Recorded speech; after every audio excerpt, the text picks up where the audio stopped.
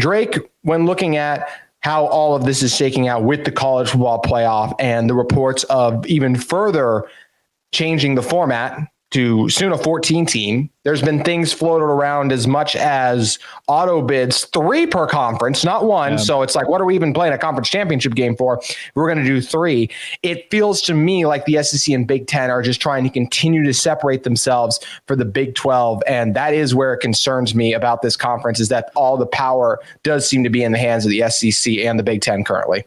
For sure. That is the case with the College Football Playoff Committee. It's been the case in expansion, going back to Texas and Oklahoma, leaving for the SEC, and the Big Ten getting brands such as Oregon, Washington, UCLA, and USC.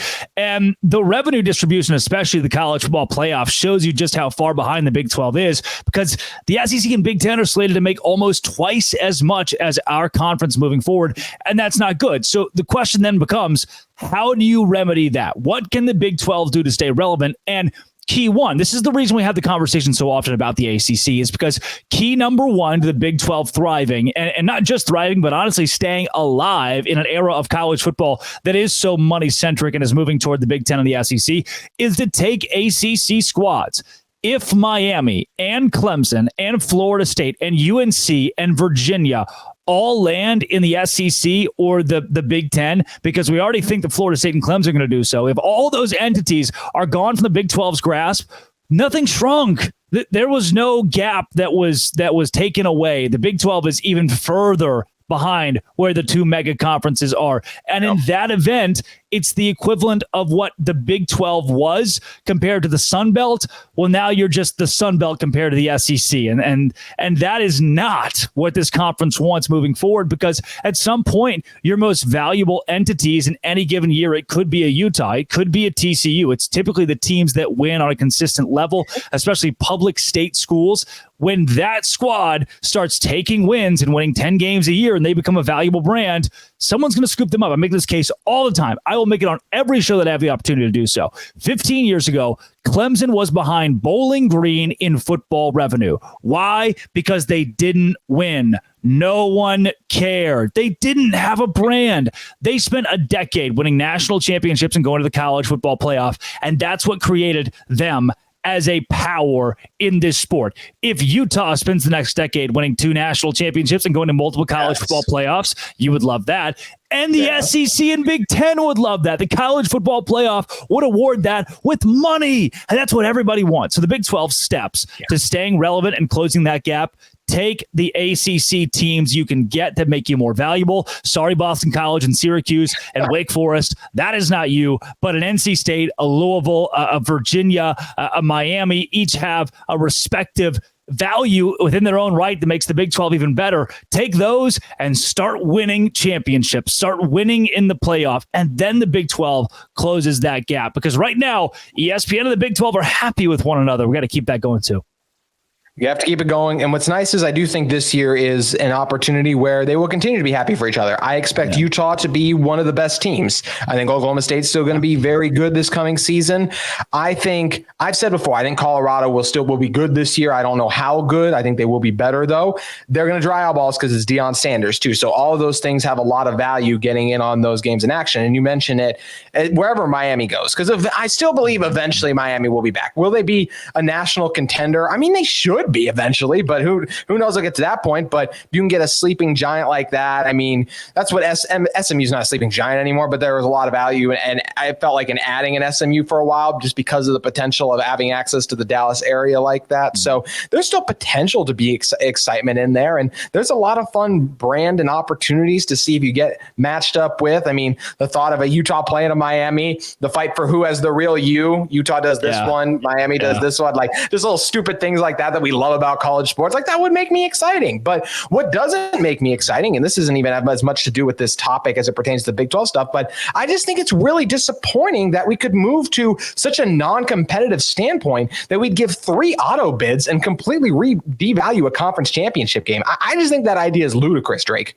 Yeah, from that point of view, when we start talking about teams that have access to a playoff that are judged by what conference you're in, then the gap goes from a gap to a chasm, and at that point, you're beyond. I mean, there's nothing else you can do. So the single auto bid for your league is something that I'm a proponent of. Obviously, being a Big 12 guy, and my whole deal, it's Brett Yormark's same thing. Is hey, give this a few years, and when we reevaluate with this, there's this look-in clause the college football playoff added that says in a few years, we'll look and see how every conference has expanded, how you've done a realignment, and then we'll reallot how we do this process from a revenue standpoint and likely from who gets in and what auto bid format. So now, again, it all goes back to expansion. Again, the Big 12 poach this or poach that, because I get it, JT. It's a stupid idea to me, too. A team getting 3 auto bids, just it doesn't register in my brain. But if it was the Big 12 getting it, I probably wouldn't be near as upset. I'm trying to hold off as long as I can and wait for the Big 12 to scoop up ACC squads so they can get a fair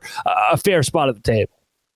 You're right in terms of, look, if they're going to get auto bids, then everyone should get auto bids. I have a hard time believing they would agree to that because they want to keep all the power in that situation. Yeah. But you're right. If they were able to do that, that would make it better too. And I'm someone who looks forward to conference championship weekend. So I think that's where the bummer of that would be as well. But the nice thing is the Big 12 will continue to have that too. I'm interested to see how much viewership wise, maybe the Big 12 can, if the SEC and the Big 10, they have the biggest brands, obviously. I wonder if at all just like this villain perception that they could develop if they are responsible for the downfall of the sport like that. I wonder if just some people would tune out of their games. I don't think they would that drastically, but it is kind of just an interesting thought. Like if they were the ones responsible for, would people stop supporting them a little bit? But it probably is more so to the thing of like we've seen in the past, people do certain things and they say, I'm never going to watch again.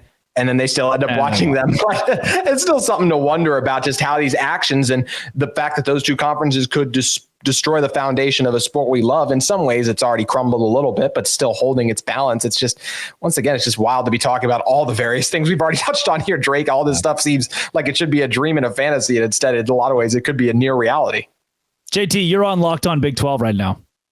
Like a year ago, it wasn't a thing. That's true. A year ago, there was no reason for you to be on this show. That's a good point. That is the reality we're in.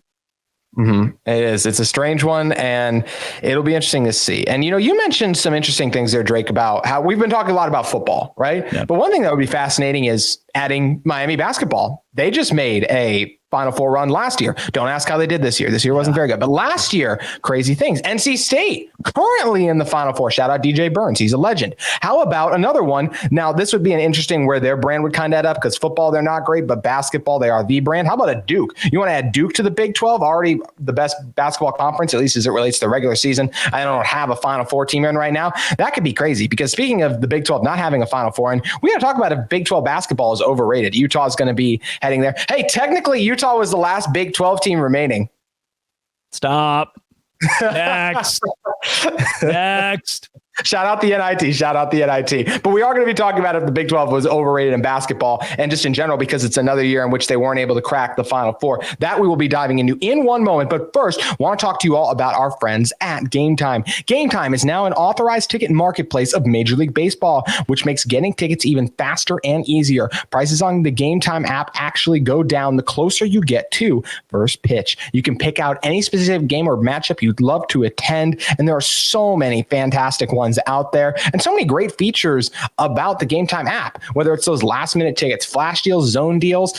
My personal favorite is the view from your seat. It allows you to know exactly what kind of a vantage point you'll be sitting in, so you know what kind of a deal you'll be getting. They also have their low price guarantee. Game Time will credit you 110% of the difference if you find seats for tickets, what I think is fantastic. Your purchase is also covered with the most flexible customer service policy in the ticket industry, and you can save up to 60% off buying last minute tickets for sports, comedy, theater, events near you, and so much more. So make sure you guys take the guesswork out of buying tickets with Game Time. You can download the Game Time app, create an account, and use code LOCKEDONCollege for $20 off your first purchase. Terms apply. Again, create an account and redeem code LOCKEDONCOLLEG with a capital L of locked, capital O and capital C in college for $20 off. Download the Game Time app today. Last minute tickets, lowest price guaranteed.